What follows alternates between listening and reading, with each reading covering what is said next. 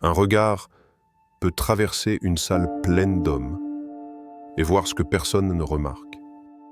Mais cette lucidité n'est pas toujours une lumière. Parfois, elle brûle de l'intérieur. Elle dévoile trop vite, trop profondément. Le discernement devient alors un fardeau silencieux, un champ de bataille où l'âme lutte pour rester en paix. C'est là que l'on mesure la valeur véritable d'un cœur façonné par Allah, et non par la tempête des perceptions humaines. Chaque battement de ton cœur est un rappel silencieux, un écho de la présence d'Allah qui cherche à s'infiltrer dans chaque fibre de ton être. Lorsque la vie te submerge, lorsque les pensées se bousculent et que l'âme chancelle sous le poids de ses propres contradictions, il existe une lumière immuable, une vérité gravée par la parole divine. En vérité, c'est dans le rappel d'Allah que les cœurs trouvent la quiétude. Sourate Ar-Ra'd 28. Le rappel d'Allah n'est pas un simple mot répété, ni une formule mécanique à murmurer entre deux respirations. C'est un acte d'alignement du cœur avec la réalité la plus pure et la plus lumineuse. Il est le souffle qui calme les tempêtes intérieures, l'encre qui empêche l'âme de dériver dans l'océan des illusions et des doutes. Quand ton esprit s'agite et que la confusion assombrit ta perception, chaque mention d'Allah agit comme une main tendue, une force invisible qui redresse et purifie. Dans ces moments, les paroles du Coran cessent d'être abstraites et deviennent palpables. Elles frappent le cœur avec une puissance qui dépasse toute logique humaine. Le prophète a enseigné que l'âme humaine est continuellement en lutte, tiraillée entre le tumulte du monde et la paix qui lui est promise. La paix véritable n'est donc pas une conséquence de la compréhension intellectuelle ni de l'analyse constante de chaque événement. Elle naît de la confiance totale en celui qui détient toute maîtrise. Allah proclame: quiconque place sa confiance en Allah, il lui suffira. Sourate At-Talaq 3. Ces paroles ne sont pas seulement des assurances, mais une invitation à lâcher prise de ce qui nous dépasse. Combien de cœurs s'épuisent à courir après le contrôle, à vouloir comprendre ce qui n'est pas à leur portée, à juger ce qu'ils ne peuvent changer? La confiance en Allah n'est pas passivité. Elle est une force silencieuse, une résilience intérieure qui fortifie le cœur et purifie l'âme. Celui qui confie son destin à Allah cesse de lutter contre l'inévitable et commence à harmoniser son être avec le flux divin de la vie. Observe tes pensées lorsque tu prononces le dhikr, lorsque tu invoques le nom d'Allah. Chaque syllabe devient une cloche intérieure qui résonne dans ton cœur. Chaque invocation, un pont entre toi et le Créateur. Les inquiétudes qui te tenaient éveillé la nuit perdent leur emprise. Et même le tumulte du monde extérieur devient secondaire face à cette lumière qui émane de l'intérieur. La certitude que le cœur trouve la quiétude dans le rappel d'Allah ne se limite pas à un état passager. Elle devient une forteresse, un refuge contre l'anxiété, la peur et l'agitation spirituelle. Le Coran ne se contente pas de donner des conseils. Il ouvre une fenêtre sur l'invisible, sur la dimension où le cœur est nourri, où la foi se fortifie et où la patience se transforme en résilience. Dans ce rappel constant, il y a une discipline subtile qui transforme la perception. Ce que tu voyais autrefois comme des épreuves devient un enseignement. Ce que tu jugeais injuste devient un signe de sagesse. Et ce que tu redoutais devient une opportunité de dépendre davantage d'Allah. Ainsi, le cœur qui se plonge dans le dhikr et la confiance en Allah commence à percevoir le monde différemment. La clarté intérieure naît non pas du contrôle que tu crois exercer, mais de la soumission volontaire à celui qui guide toute chose. La lumière des versets illumine alors chaque pensée, chaque décision, chaque épreuve. Elle te rappelle que la paix véritable n'est jamais dans ce que tu possèdes, ce que tu comprends ou ce que tu observes, mais dans la racine profonde qui nourrit ton âme et qui ne fléchit jamais face aux tempêtes de la vie, la foi et le rappel d'Allah. Il est un moment où tu te retrouves seul avec ton propre regard. Et dans ce silence surgit une question plus tranchante que n'importe quelle épée. Que vois-tu réellement? Chaque perception que tu crois posséder est-elle un miroir de la vérité, ou le reflet déformé de ton ego? Vois-tu pour comprendre, pour élargir ton cœur et purifier ton esprit? Ou vois-tu pour juger, pour placer les autres dans des cases que seule ta conscience altérée peut définir? Chaque instant d'observation est une épreuve, car la vigilance du cœur exige plus que la simple lucidité. Elle exige que tu scrutes ton intérieur avec la même rigueur que tu scrutes le monde extérieur. Les signes se présentent à toi dans chaque parole, chaque action, chaque silence. Mais les lis-tu avec humilité et sagesse, ou avec l'orgueil qui t'invite à te sentir supérieur, plus clairvoyant que ceux qui t'entourent? Combien de fois t'es-tu persuadé que ton discernement était une lumière, alors qu'il n'était qu'un voile fin qui cachait tes propres failles? Le danger n'est pas dans ce que tu vois, mais dans ce que tu ignores en toi-même. Car la perception sans maîtrise de soi est comme un feu qui consume l'âme au lieu de la réchauffer. Regarde ton ego. Vois cette force subtile qui réclame reconnaissance, domination, supériorité. As-tu appris à la dompter, à la canaliser vers le bien et à la mettre au service de ton cœur? Ou est-ce elle qui te gouverne, t'entraîne dans l'ombre de l'arrogance et des désirs inutiles? L'ego est un tyran silencieux. Il sait se déguiser en lucidité, en vigilance, en sagesse apparente. Mais sa vérité se révèle lorsque tu te retrouves seul face à toi-même et que tu ne peux plus te cacher derrière les masques que tu portes pour plaire et au monde. Et si Allah t'appelait maintenant, que trouverait-il dans ce cœur que tu portes chaque jour comme un fardeau invisible? Trouverait-il la soumission, l'humilité, la sincérité? Ou trouverait-il l'orgueil, la colère, la peur et le désir inassouvi? Cette interrogation n'est pas un simple exercice intellectuel, c'est un miroir de l'âme, un test silencieux qui ne tolère aucune échappatoire. Chaque pensée, chaque émotion, chaque parole que tu as laissée flotter sans contrôle prend soudain un poids qui ne peut être ignoré. Réfléchis à tes paroles, ces fragments de toi que tu as offerts au monde. Que restera-t-il de ton discours lorsque l'écho des jugements divins retentira? Tes mots auront-ils été des ponts vers la bonté, ou des armes jetées à la hâte dans le tumulte de tes désirs et de tes impatiences? Le silence lui-même devient une mesure de maîtrise. Ne rien dire lorsque la colère ou l'orgueil guettent est parfois plus puissant que 1000 déclarations. Chaque question que tu t'adresses dans cette solitude n'est pas destinée à t'accabler, mais à te révéler ce que tu es réellement. Elle agit comme un scalpel qui sépare l'essentiel de l'accessoire, le durable de l'éphémère. La véritable introspection est un processus impitoyable mais libérateur. Elle transforme la conscience en champ de bataille, où tu dois choisir entre dominer tes instincts ou te laisser dominer.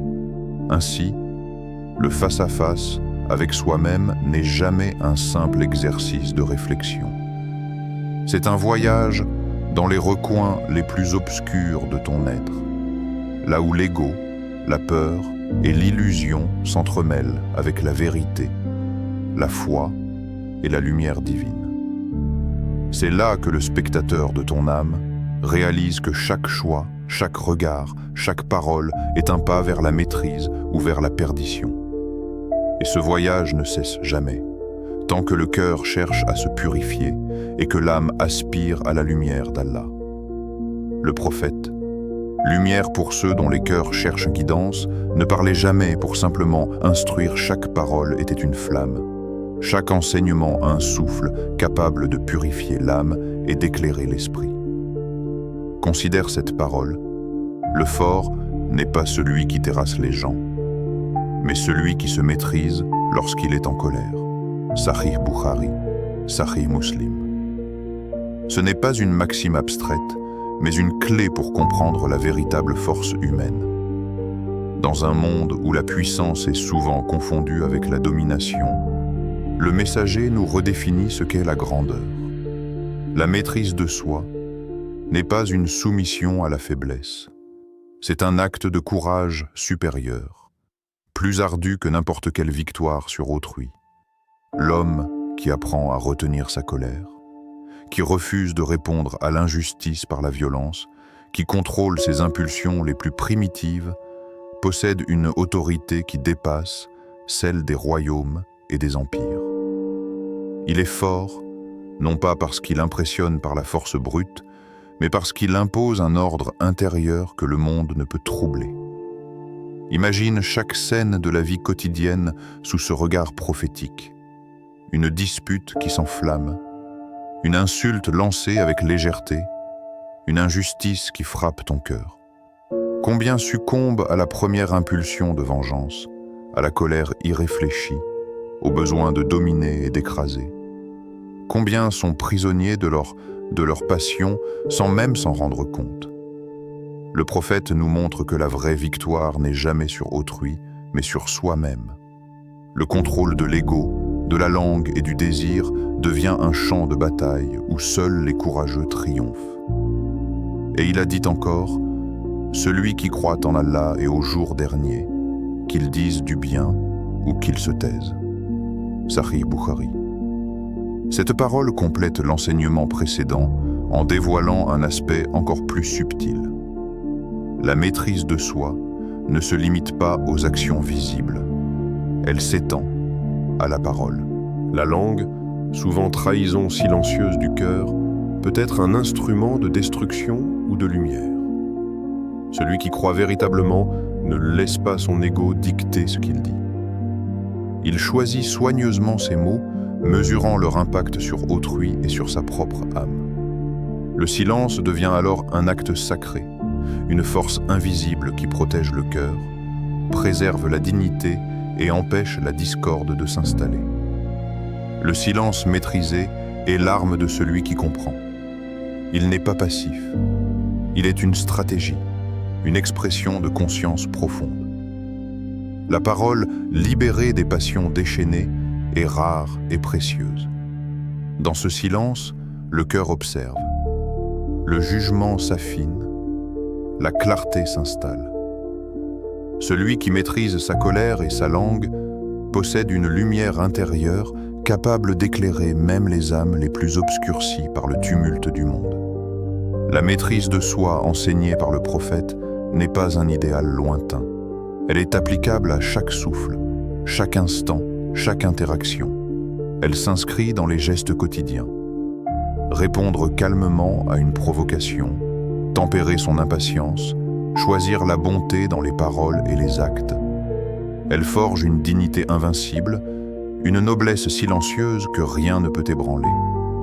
Elle est, en somme, la couronne de celui qui voit clair, qui comprend la fragilité humaine et qui choisit la lumière de la patience et du discernement. Chaque fois que tu es confronté à une épreuve, chaque fois que l'injustice ou la colère s'approche de toi, rappelle-toi ces paroles prophétiques. La force véritable ne se mesure pas à l'opinion des autres, mais à la profondeur de ton contrôle sur toi-même. La grandeur est dans la maîtrise. Et la maîtrise est la voie vers la paix intérieure, la dignité et la proximité d'Allah. Dans l'ombre des pages de l'histoire, brillent des figures dont la lumière ne faiblit jamais, même des siècles plus tard.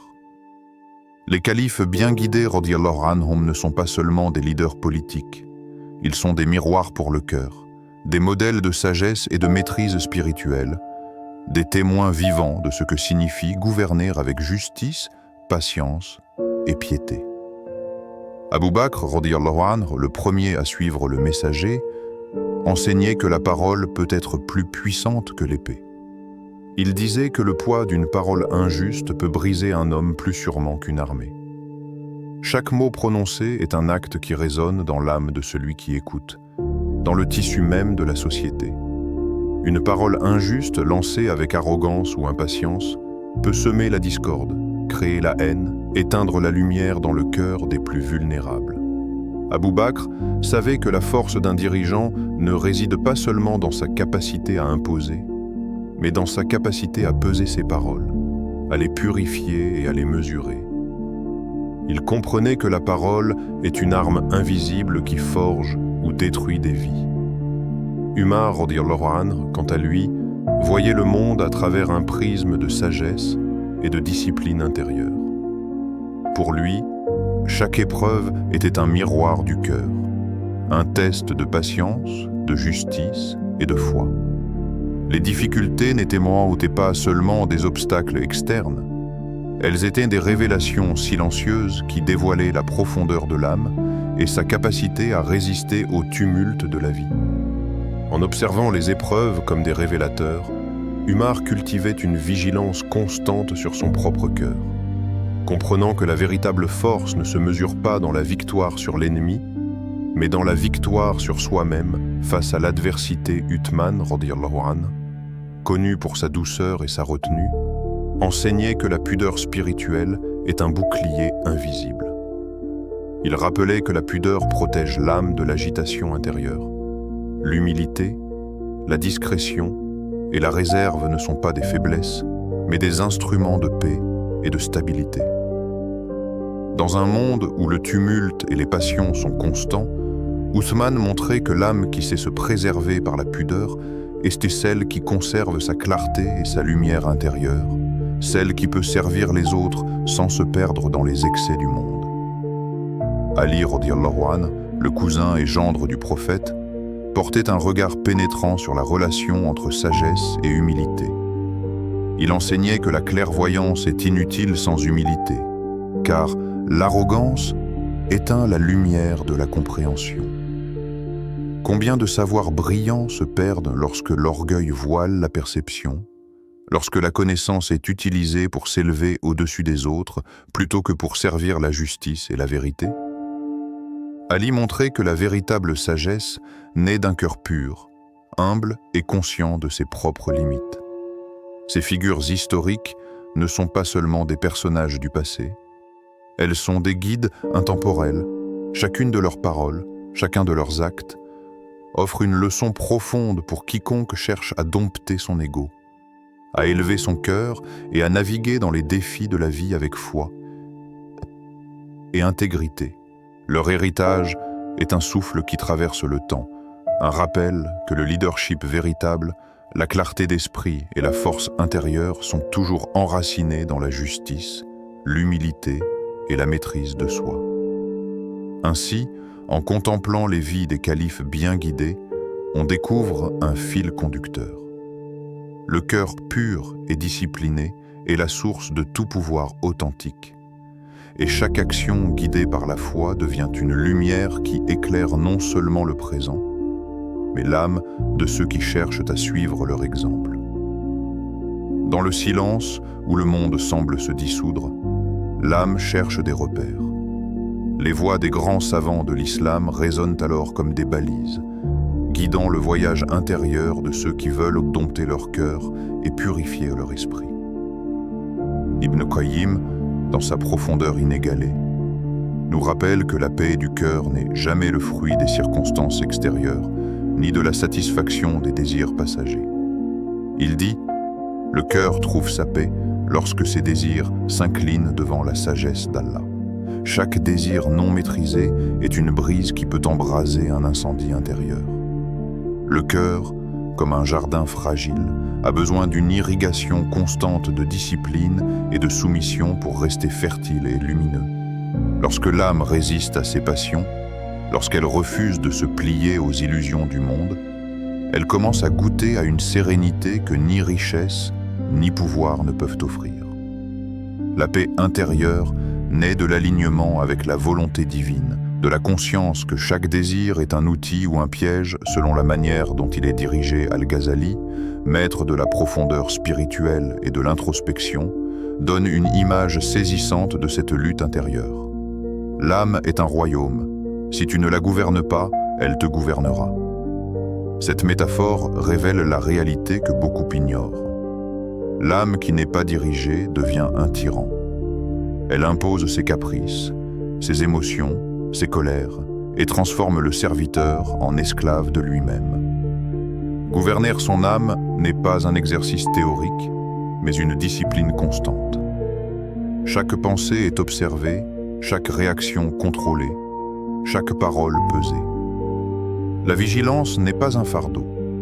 C'est l'art de rester souverain sur son royaume intérieur, de marcher librement sans être prisonnier des passions qui cherchent à t'éclipser. Ibn Taymiyyah complète cette vision en reliant la maîtrise de soi à la véritable intelligence.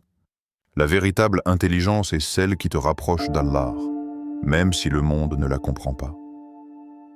Combien de savoirs humains, combien de talents brillants restent stériles lorsqu'ils ne sont pas utilisés pour purifier l'âme et accroître la proximité avec Allah.